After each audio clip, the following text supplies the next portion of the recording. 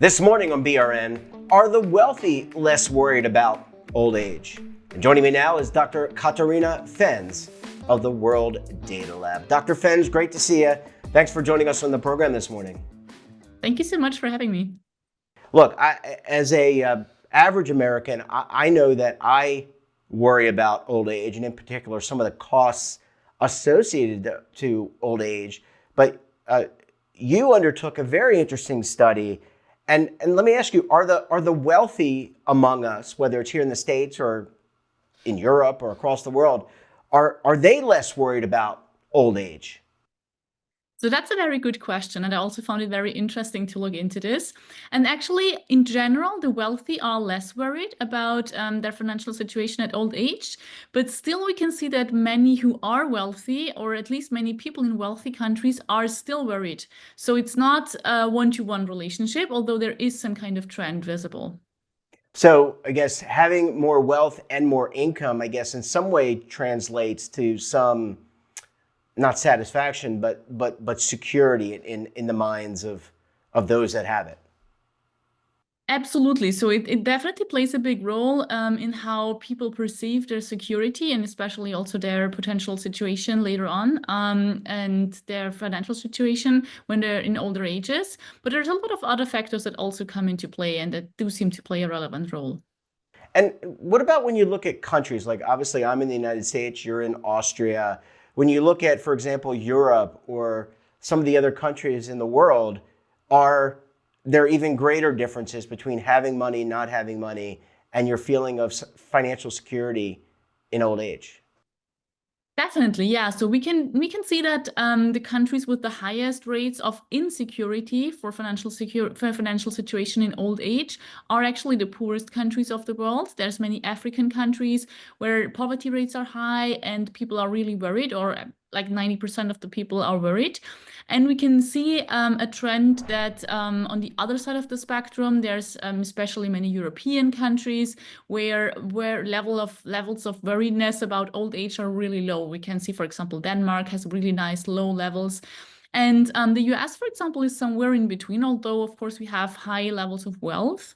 We do Hmm. see still quite a significant proportion of the population being worried about their financial situation at old age. And there's even more extreme examples, for example, Japan, where also people tend to be quite wealthy, but still a majority of the population is still worried about their situation, their financial situation in old age. So it's a very interesting these differences across countries. And does the difference between countries matter, or does the type of retirement system matter? For example, I believe in Japan, they have a pension system, what we would call a traditional pension system. Whereas here in the US and maybe some other parts of the world, we have a defined contribution system where we're all responsible in some way, shape, or form for a portion of our retirement. Does that factor into whether or not you feel secure about retirement in old age? Yeah, that definitely seems to play a role, and we see that oftentimes countries, especially the wealthier countries, that also have a good system for pensions, healthcare systems, and things like that. They do seem to have lower rates of people being worried. But at the same time, there's also other things that come into play, like, for example, cultural attitudes, which might play a role in Japan, for example.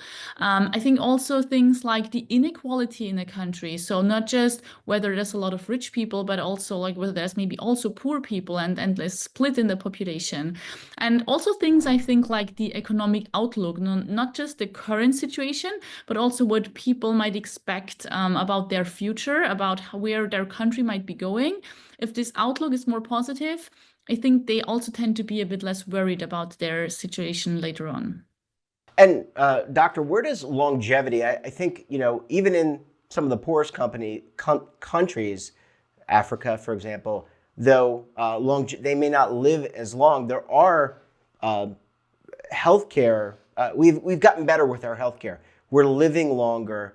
I think it's relative depending on what country you live in. But does that play a role? If you're able to live longer here in the States, maybe where you are, the UK, other parts of Europe, there's access to better healthcare. You're going to live longer. Does that create a greater sense of worry? Like, hey, I'm going to need a little bit more money. I don't feel so good?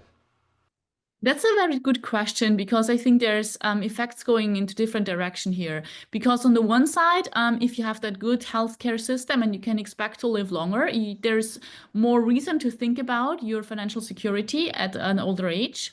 But at the same time, we also see that countries that tend to have these good healthcare systems, good pension systems, good like social nets in general, are also countries where people tend to be less worried because of these systems. So for example, where you can expect that once you might get sick when you're older, there's a good system that will take care of you. There's also less of a reason to be worried about your financial situation then. So I think there's like effects going into different directions that come from the people getting older and having that healthcare system that allows that. Doctor, I mean, I think when you look at the world population, I think by and large, every culture, we're getting older. It's getting older here, at least here in the States. I think in China, some areas. Are there things that we should be doing? When I say we, the United States, Europe, China should be doing to strengthen the opportunities for people and better prepare people for old age? Definitely, yeah. So, I mean, when we think about what we can do to improve financial security at an older age, these social safety nets that I've mentioned before definitely play a role. I mean, this is something that governments can work on. But I think there's also other aspects, like, for example, promoting financial literacy, which is important in poor, but also in wealthy countries. There's also in wealthy countries people who just don't really know how to go about with their money, what they can do, how they can maybe save some money best, or how to invest. And things like that, I think, can help with also making people feel more secure about their financial situation at an older age. And in addition, especially in poorer countries, also reducing the barriers to financial inclusion plays an important role. So, for example, having something like mobile money that also gives poorer people some access to financial services can help make people feel a bit more safe about their financial situation. Yeah, I mean, there are a lot of people here in the States that are unbanked, meaning they don't have bank accounts. Having access to a bank account creates a little bit more solidarity, not solidarity, security for people. I can certainly see where digital and mobile access would bring a lot of security. You mentioned financial literacy, doctor. Here in the States, there's a big initiative in the United States for the states to offer financial literacy education. Is that the case around the world? For example, Japan, Europe, China, are they launching initiatives, or do they have initiatives to better improve financial literacy of their constituents? I think there's big differences across countries. There's definitely some more countries that have initiatives like that, but I think these initiatives are also really still missing in some other countries. So I think that's still something definitely that internationally we could improve, and that more countries could put a focus on, I would say. Yeah, it's certainly important. Well, doctor, thank you so much for joining us. Very important research. I guess it's nice to know that the United States is not alone in some of the concerns we have, but certainly room for improvement across the globe. Great to see you. Thanks for joining us, and we look forward to having you back on the program again very soon.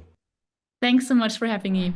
And don't forget to subscribe to our daily newsletter, The Morning Pulse, for all the news in one place. Details, of course, at our website. And your subscription helps underwrite all the great BRN content. And we're back again tomorrow for another edition of BRN. Until then, I'm Jeff Snyder. Stay safe, keep on saving, and don't forget, roll with the changes.